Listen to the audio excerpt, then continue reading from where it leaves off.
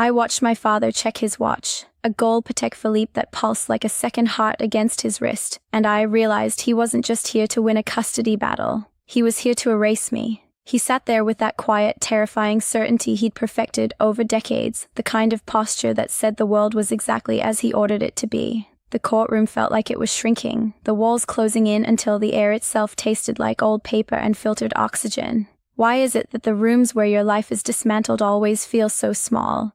You'd expect high ceilings and grand arches for a moment like this, but no. It was just a beige box with a low-hanging fluorescent light that hummed with a low-frequency buzz vibrating right behind my eyes. My father's attorney, a man named Miller who wore a suit that cost more than my first 3 cars combined, stood up with the grace of a predator who had already scented blood. He didn't look at me. He didn't need to. To him, I was just a series of gaps in a record, a ghost in a paper trail. "Your Honor," he began, and his voice was like velvet over gravel, smooth, expensive, and heavy. "The facts in this case are not complicated. In fact, they are devastatingly simple." He began to pace, his leather shoes clicking against the linoleum with a rhythm that felt like a countdown. Have you ever sat in a room and listened to someone describe a version of your life that sounded 100% true and was yet a complete lie? It's a specific kind of vertigo. Miller paused by the jury box, though it was empty today, gesturing to the air as if my failures were physical objects he could pick up and examine. "The respondent has no verifiable employer," he said, and the word verifiable hung in the air like a threat. "She has no fixed address for extended periods of time, no tax returns that make sense, no paper trail that leads to anything other than a void." He turned then, locking eyes with the judge, his expression shifting into one of practiced fatherly concern. "But more importantly, Your Honor, she has no consistent record of parental presence. My client, the grandfather, has been the only bedrock of stability for this child. While this woman, this mother, was traveling to places she won't name for reasons she won't give, her daughter was left behind with extended family. She disappeared for months at a time. No phone calls, no addresses, just silence. I felt the heat rising in my neck, that familiar stinging shame that usually keeps people quiet. I looked at my father. He wasn't looking at me. He was staring at a point about 6 inches above the judge's head, his face a mask of stoic tragedy. He played the part of the grieving, concerned patriarch so well that for a second, I almost believed him. I thought about my daughter, Leo. I thought about the way her voice sounded over the phone when I called her from a satellite link in a time zone she couldn't even find on a map. I remembered the silence on her end, the way she didn't ask, "Where are you?" anymore, but instead asked, "When is next time?"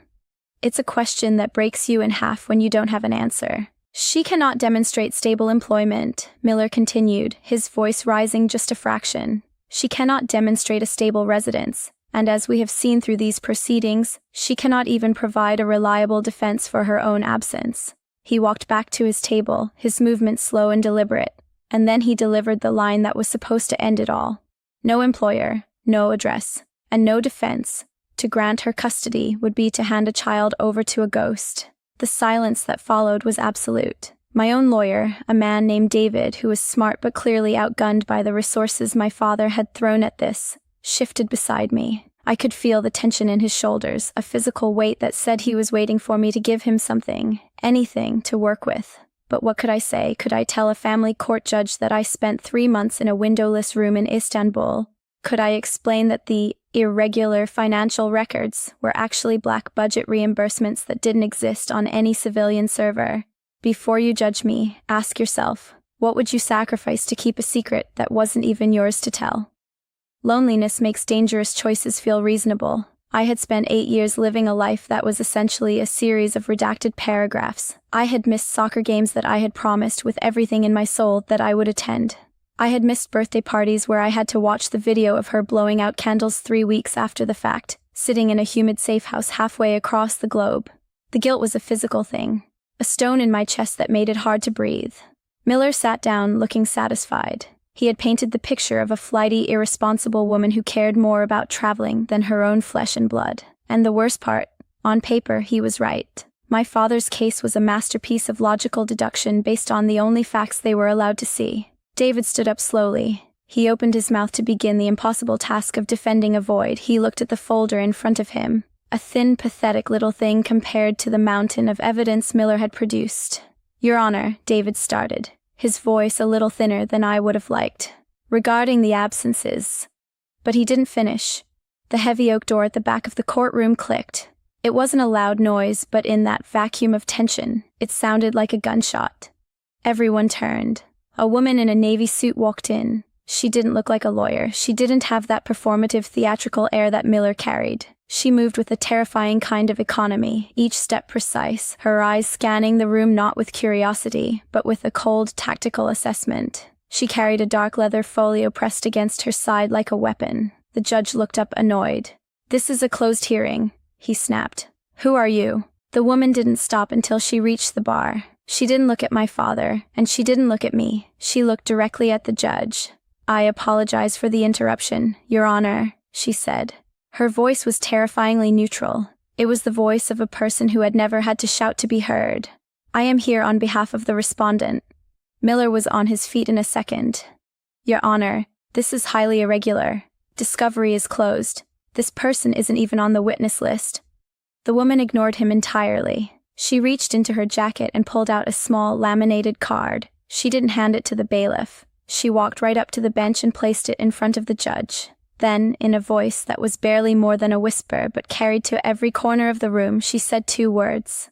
"Central Intelligence Agency." The temperature in the room didn't just drop, it froze. The hum of the fluorescent lights seemed to grow louder as the judge picked up the card. He looked at it for a long time. Then he looked at the woman. Then he looked at me. I felt the breath leave my body. I hadn't known they were coming. I had been told, in no uncertain terms, that if my cover was ever blown in a civil matter, I was on my own. The agency doesn't do child custody, they don't do family drama. But as I sat there, I realized that desire whispers louder than guilt. I had wanted someone to see me. I had wanted the world to know I wasn't the failure my father said I was. And now, the most secretive organization on earth was standing in a beige courtroom in the middle of the suburbs. The judge opened the folio she placed before him. He began to read, his eyes darting back and forth with increasing speed. The silence now was different. It wasn't the silence of a defeat, it was the silence of a transformation. My father was leaning forward now, his composure finally starting to crack. He looked at his attorney, but Miller was staring at the woman in the navy suit with a look of pure, unadulterated confusion. "Clear the gallery," the judge said suddenly. His voice was sharp, a complete reversal from the bored tone he'd used all morning. "Your Honor," Miller stammered.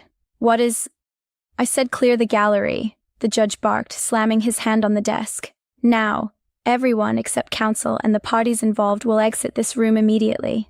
The bailiff moved with a sudden urgency. My father's sister, his business associates, the random spectators, they were all ushered out in a flurry of whispers and scraping chairs. My father stayed, of course, but for the first time, he looked small. He looked like a man who had built a very expensive wall only to realize the ground beneath it was sand.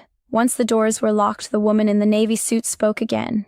"The respondent's employment history is classified under Title 50 of the U.S. Code," she said, her voice echoing in the now empty room. Her extended absences were not travel. They were operational assignments authorized through federal channels. Her lack of a fixed address was a matter of national security protocol. She turned a page in the folio, the sound of the paper crisp and sharp.